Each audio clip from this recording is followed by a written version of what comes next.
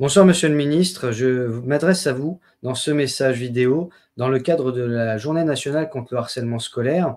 Étant donné que moi-même j'ai été victime de harcèlement il y a une vingtaine d'années dans un collège privé, c'est aujourd'hui en tant qu'ancienne victime, en tant qu'auteur, mais aussi en tant que militant engagé contre ce phénomène depuis plus de 10 ans, que je m'adresse à vous, qui êtes ministre de l'Éducation nationale, mais qui êtes aussi ancienne victime de harcèlement, c'est ce que vous avez déclaré dans un magazine récent. Et donc, ce message vidéo est là pour poser quelques bases sur cette journée nationale qui, à mon sens, doit aller bien plus loin qu'une simple journée. En réalité, chaque année, des millions d'élèves sont victimes de harcèlement dans l'indifférence générale et souvent, quand ils en parlent, ils ne sont pas écoutés, que ce soit parfois par leurs parents comme par les institutions.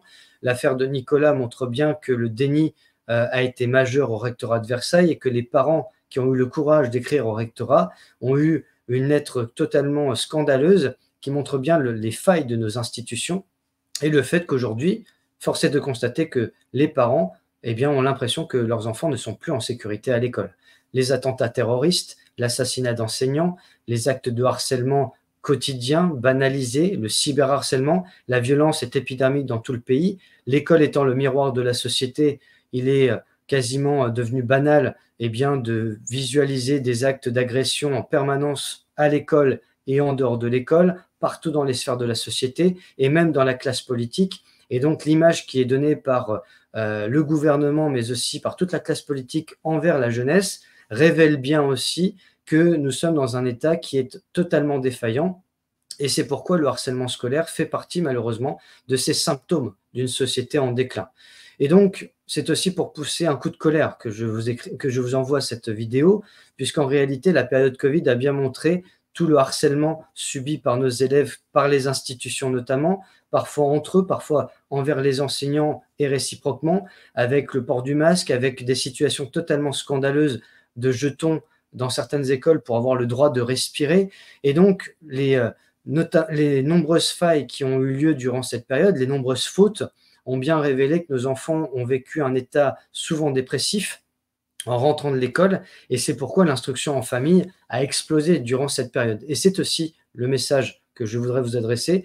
J'aimerais solennellement que vous remettiez l'instruction en famille le plus largement possible, puisque ça doit être un moyen aussi de s'émanciper du système scolaire où malheureusement tous les élèves n'ont pas leur place. Le harcèlement scolaire fait partie notamment des conséquences de cette instruction en famille qui est mise en place. Et donc, il est important de remettre cette institution en vigueur, puisque justement, les parents doivent avoir le choix d'enseigner à domicile à leurs enfants. Ensuite, cette journée nationale doit être aussi le moyen de faire le point sur la rentrée scolaire. On sait déjà qu'il y a eu de nombreux cas de faits divers, il y a eu des suicides dès les premières semaines de la rentrée scolaire, et donc les polémiques suivant les vêtements rituels, communautaires ou religieux ont bien montré que dès l'entrée à l'école, il y avait des polémiques stériles qui malheureusement ont pris une trop grande place par rapport au reste des sujets importants. Le port de l'uniforme doit être généralisé partout, non pas pour uniformiser la pensée, mais uniformiser l'apparence vestimentaire pour le respect de chacun, comme c'est le cas notamment dans certaines institutions comme les forces de l'ordre, comme les soignants, comme les pompiers notamment. Et donc, l'école doit être aussi un espace où il doit y avoir une séparation entre le maître et le disciple. Et donc, ça ne doit pas être l'inverse. Aujourd'hui, l'école n'est plus un sanctuaire du savoir, c'est un lieu qui est malheureusement propice à toutes les idéologies et propagandes. Et donc, il est malheureusement ahurissant de voir que les actes de harcèlement scolaire sont laissés de côté.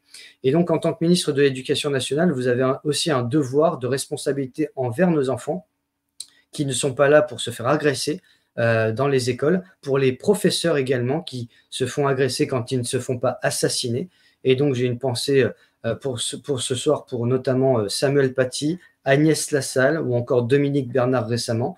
Donc, l'école doit être un espace à la fois de liberté, mais aussi de discipline et de retour à l'autorité des enseignants. Donc, il faut aussi que la classe politique redonne un petit peu d'exemplarité et de morale à tout cela. Et aujourd'hui, force est de constater que malheureusement, l'école est le reflet de la société qui va de plus en plus mal. Donc cette journée doit être un moyen d'aller plus loin et de mettre en place des solutions pérennes, notamment de valoriser les enseignants au niveau salarial, d'embaucher de plus en plus d'enseignants, mais pas de manière de speed dating, mais de renforcer la formation des enseignants, de ne pas niveler le système vers le bas. Et donc, c'est tout un protocole qu'il faut mettre en place et il est nécessaire de revenir au cœur de l'institution, c'est-à-dire l'intérêt de l'enfant. Encore une fois, on ne va pas à l'école pour mourir, mais pour s'instruire. Je vous remercie.